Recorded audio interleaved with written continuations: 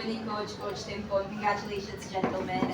Coach Tim, the score does not reflect the fight that Blackwater had in them tonight, but you were too much for them, not only offensively, but also defensively, just shutting down the outside shooting of George King and the inside dominance of Troy Rosario. Can you lend us some insight on how you tweaked your approach against them tonight after your first round matchup?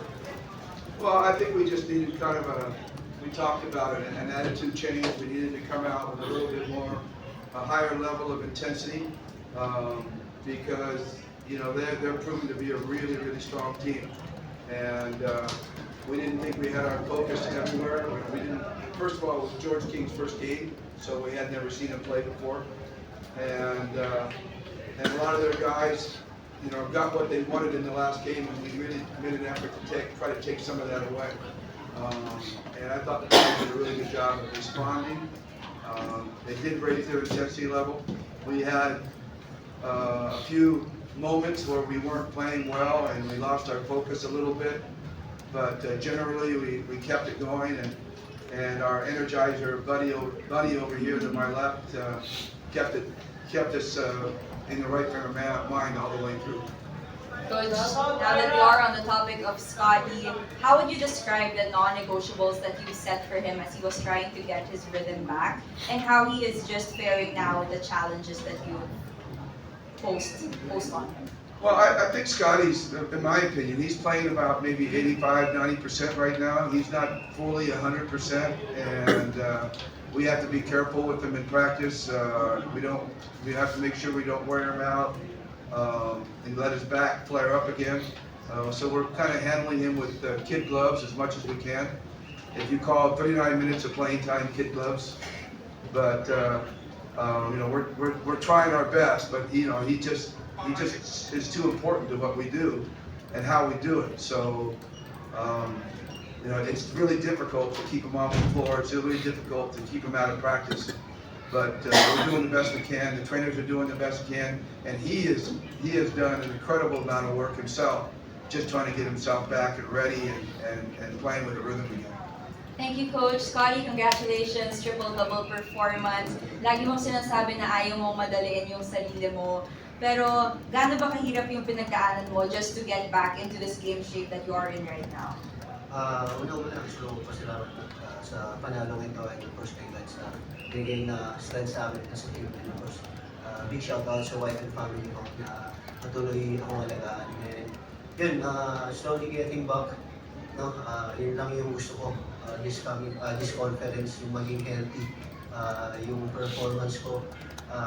I know darating yun, but the key for me right now is to be healthy throughout the conference. Kasi yun nga, sabi ni Coach Tim, medyo inaalalayan pa ako sa practice, but been working hard, no, para makabalik talaga in full condition in shape ko. Big shout out sa mga trainers namin, PTs namin, and all the ball boys na talagang tumutulong sa akin para makabalik sa game. Scotty, lagi mo rin sinasabi that you're always looking at the bigger picture. You just want to make sure you're healthy pagdating ng playoffs. At this point, paano ba masasabi na kino-compliment ng teammates mo yung laro mo, and they also try to assist you on court and they keep making you better as well? I think overall we need to get better as a team, no? For sure, at kailangan personal na maging better ka, but I think yung bigger picture, yung role ko sa team, especially ngayon, isa ako sa veterans, I think kailangan kong maging role model sa mga bago na gawin yung pinapagawa sa amin ni Coach sa practice, and para sundan din nila kami. So I think yun yung key sa amin, no? Para mag-buy-in din yung mga bago namin. And so far, andun na yung na nakakapana sila sa system na pinapagawa sa amin. So sana magtuloy-tuloy. We're now opening the floor to the media.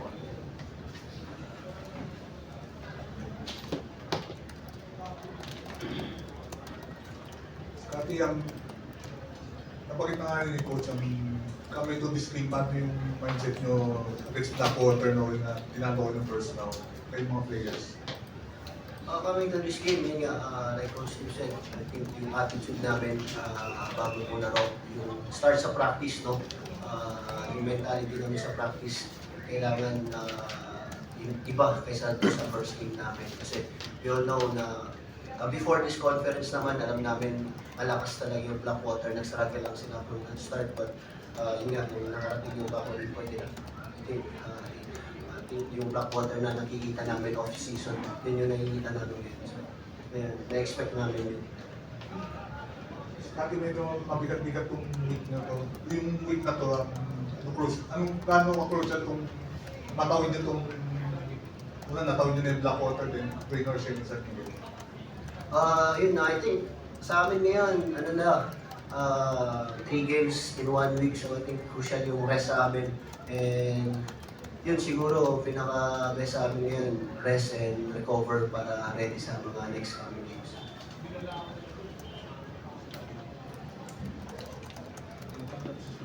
Okay. Coach, we started having a conversation with your team.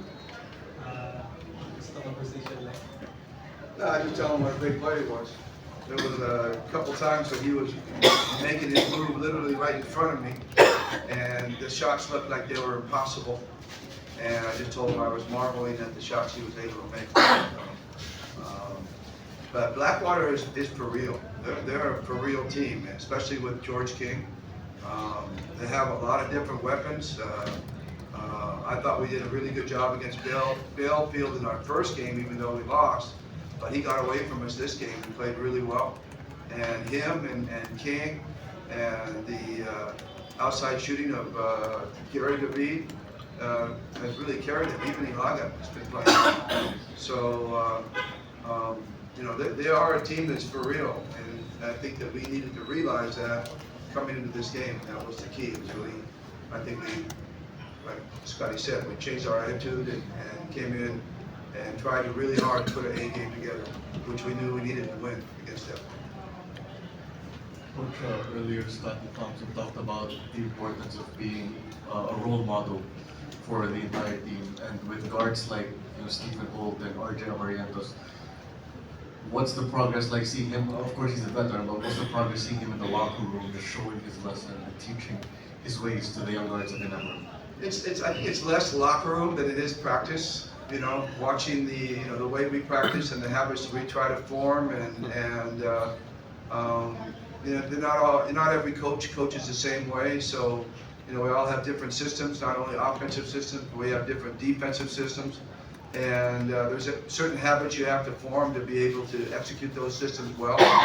And if you don't have your main guys doing that and trying to execute, then the other guys are like, why should we?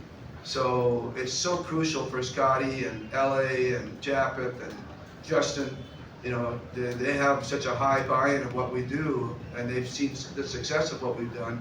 So when they do it, and they do it, with detail, with a detailed approach, then the new guys buy into that as well, and they start doing it, and that's when your system starts to percolate a little bit. And so that's been the process that we've tried to go through up until now. And it's still an ongoing process. We haven't achieved it yet, but it's an ongoing process. Coach, it seems like you're on some sort of revenge tour. Because you got one over Blackwater, then on Friday that you get Raynor Shine next to beat you also. I don't know if it's I wouldn't call it a revenge tour. We're just trying to win. We're trying to win games, whether it be Rain or Shine or anybody else. But you learn lessons. Hopefully you learn lessons from the last time you played. So we hope we learned some lessons the last time we played against Rain or Shine, and we could make adjustments and come in with a more clear game plan. And that was a game in which we had led for 3.5 quarters and then basically blew it up, and they blew us up in the last quarter. We got to learn from that. And if you look at our Rain or Shine's pattern, that's basically the way they play. They play all their guys, and they keep their guys fresh, and then in the fourth quarter they come out and beat you up. We've got to figure out a way to combat that. Coach, you threw the whiteboard at one point. Scotty?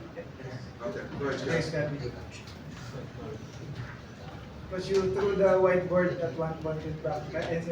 I was hoping nobody noticed. What did you not like about that, and how did you like the way they responded after that?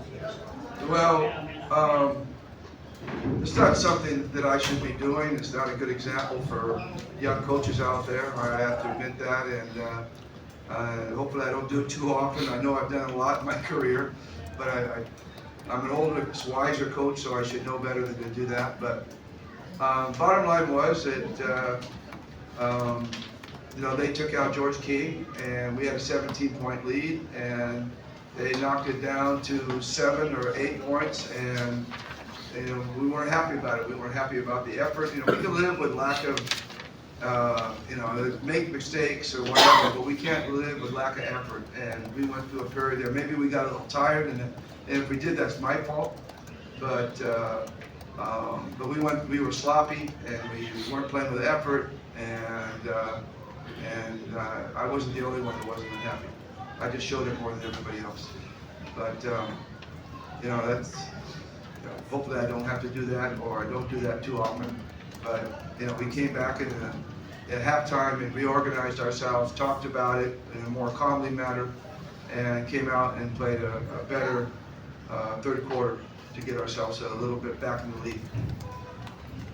Coach, your thoughts about Rainer Shine. Coach Yeng mentioned earlier that he's still not convinced that they are a contender. What can you say about Rainer Shine and? Coach Yang loves to be the underdog. There's no doubt about it. I think every coach loves to be the underdog, but it's hard always being the favorite and going out there, and it's a lot. Perceptionally, it's better if you're the underdog. I think we all try to achieve that idea of being the underdog. I think your players play with a chip on their shoulder. They play a lot harder and a lot better. And there's no doubt that Rainer Shine is playing with a chip on their shoulder. They're in the same division as San Miguel and Ginebra. So, it's like if you were comparing it to the NBA, it's one of the teams that are trying to, play with, the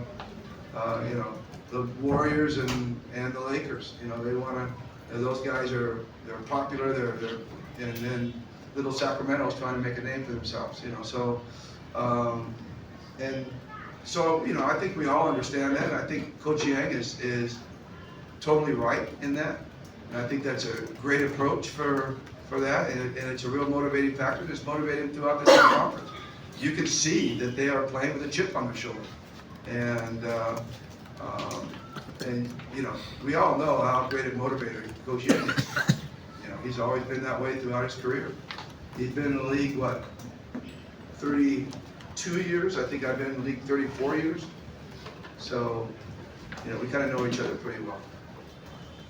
Coach, you've said some high praises for George King and the Blackwater squad as a whole, but can you talk about Coach Jeff Cariaso and the way he managed his players so far in this conference?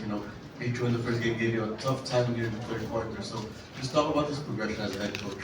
Well, I think that he's really taken a good, if I can, look back on this, on how he prepared for this conference. He went out and played a bunch of practice games, 7 or 8 practice games, and he had his team ready to play every one of them, and to make sure that they created a winning mentality all the way through that, and they won all their games, and I thought that was just great prep. I remember back when we were trying to establish Alaska back in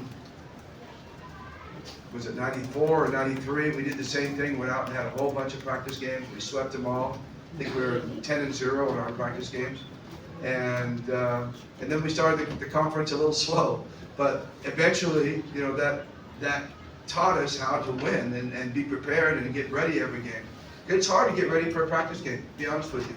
It's hard to get your guys ready for a practice game because they see it as a practice game. So if you can get your guys ready for a practice game every game, you're really, creating great habits for them. So he really saw that, he did it, and then of course his import kind of bombed out on him in the early part of it. But when George came in, they're playing just like they were in the practice games. They've been dominating, and they're shooting great, and they're defending really, really well. They're a really good defensive team, And King is helped lift him to another emotional level, you know, lift him up emotionally, so that they're playing well. So Jeffrey's doing great stuff over there, and he has been. Even last conference, he did so. The record's not always showing it, but I think if you're a real basketball purist and you can watch what's going on, you watch the habits of their players and the way they are playing, then you know you can say that Jeffrey's doing a really truly great job there. I for one, who had him as my team captain for 7 or 8 years, I'm real proud of him. Doesn't mean I want to lose to him. Well, that wraps it up. Thank you so much, Coach Tim. Congratulations. Thanks, guys.